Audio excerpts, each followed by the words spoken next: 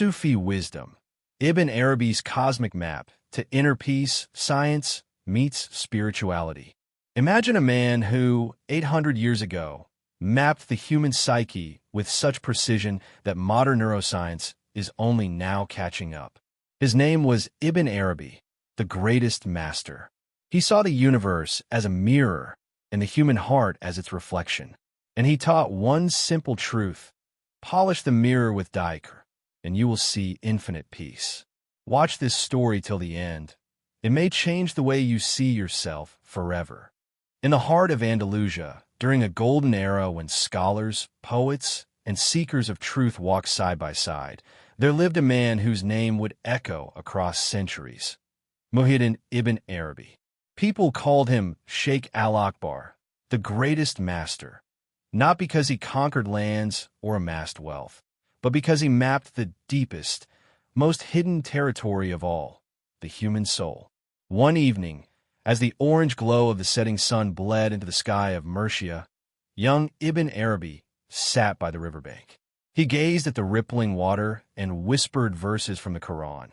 We shall show them our signs in the horizons and in themselves until it becomes clear to them that this is the truth. Surah Fussilat 41:53. His heart burned with questions. Were these signs?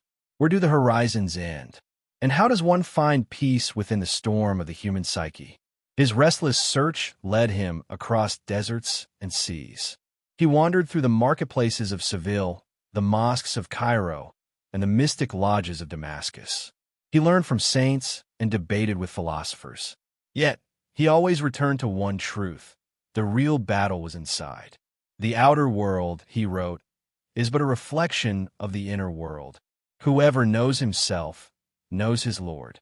One night, in the quiet of his study, Ibn Arabi had a dream.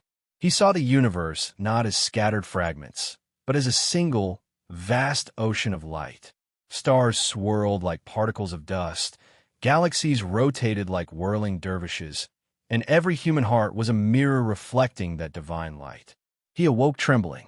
This was not just imagination, it was revelation. He began writing what would later be known as Futuhat al-Makkiyah and Fusus al-Hikam, texts that described his vision of a cosmic map, a journey from the outer world to the innermost self, leading finally to Allah. His writings spoke of oneness, that behind every diversity lies a single source. He taught that when the heart is polished, it becomes like a mirror, capable of reflecting divine beauty. The heart, he said, is a mirror between the world and the divine. If the dust of ego covers it, the mirror reflects nothing. But when polished with remembrance, it shines with infinite light. Centuries later, modern science began to echo his vision. Neuroscientists studying meditation found that practices of dikr, repetitive remembrance of Allah, calmed the amygdala, the brain's fear center, while enhancing prefrontal cortex activity, responsible for clarity and decision-making. Davidson and Lutz, 2008, PNAS. Psychologists discovered that a sense of interconnectedness, what Ibn Arabi described as oneness, is linked to reduced anxiety and greater inner peace. Garcia Campeo et al., 2017, Mindfulness. It was as if Ibn Arabi had built a bridge centuries before MRI machines or psychology journals, a bridge between spirituality and science, between the seen and unseen. But Ibn Arabi's journey was not without conflict. Many scholars admired him, but some feared him. His descriptions of divine unity sounded radical, even dangerous, to ears trained in rigid literalism.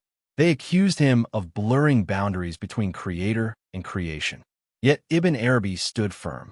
He would remind them of the Quran's words, "Wheresoever you turn, there is the face of Allah." Surah Al-Baqarah 2:115. For him, every atom was a sign pointing to the One.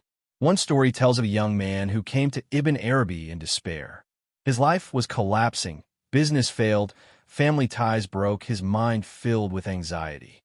"Master," he begged, "how can I find peace when everything around me is chaos?"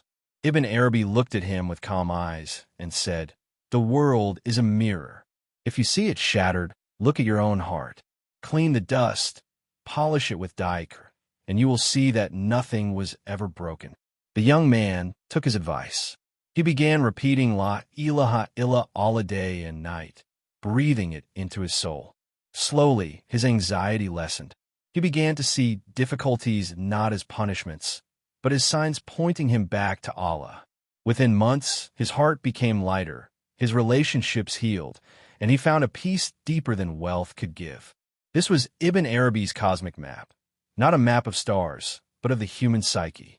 Each station on the journey was like a constellation: repentance, patience, gratitude, love, surrender. To him, every soul was a traveler, and every trial was a signpost guiding toward Allah. Today, psychologists describe something similar. The concept of post-traumatic growth shows that hardship often awakens resilience and deeper meaning. Tedeschi and Calhoun, 2004. Neuroscience reveals that gratitude rewires the brain toward optimism. Mindfulness reduces stress and sharpens focus. Ibn Arabi knew these truths not from experiments, but from walking the path of the heart. The thrilling part of his vision is how relevant it feels now. In a world drowning in distractions, mental health crises, and inner emptiness, Ibn Arabi's wisdom whispers across the centuries. You are not a fragment. You are part of a whole. Your restlessness is a homesickness for Allah, and your peace lies not in chasing the world, but in polishing the mirror of your heart until it reflects the divine. One evening, near the end of his life in Damascus, Ibn Arabi was seen weeping quietly. A student asked, "Master, why do you weep?" He replied, "Because hearts sleep while the beloved is awake. Because people chase shadows while the sun shines within them." As the night deepened, he whispered, "My heart has become capable of every form. It is a meadow for gazelles, a monastery for monks, a temple for idols, the Kaaba of the pilgrim, the tablets of the Torah, the book of the Quran. I follow the religion of love. Wherever its caravans go, I am there. Love is my faith and my creed." His words still ignite hearts. Scientists may speak of brain circuits and psychology, but Ibn Arabi spoke of the soul's circuitry long before. His cosmic map is not just an idea, it is an invitation to pause, to breathe, to remember, to polish the heart until it shines like a star in the galaxy of Allah's creation. And perhaps that is why, even now, in the 21st century, young people from New York to Jakarta read his words and feel a strange familiarity. They recognize in his teachings what modern science is only beginning to confirm: that true inner peace comes not from outside achievements, but from aligning the psyche with the divine rhythm of the universe. So, the story of Ibn Arabi is not just a tale of a mystic from the past. It is a mirror for us today. In his cosmic map lies a timeless truth. If you want to know the universe, look within. If you want to know yourself, remember Allah. And if you want peace, surrender to the one who created you. If this story touched your heart, don't let it stop here. Subscribe to Deen in Minute for more timeless wisdom that connects Islam with modern life. Share this video so others may find the map to their own peace. And remember, the journey of the soul begins with a single dike, La ilaha illallah. Let's walk this path together.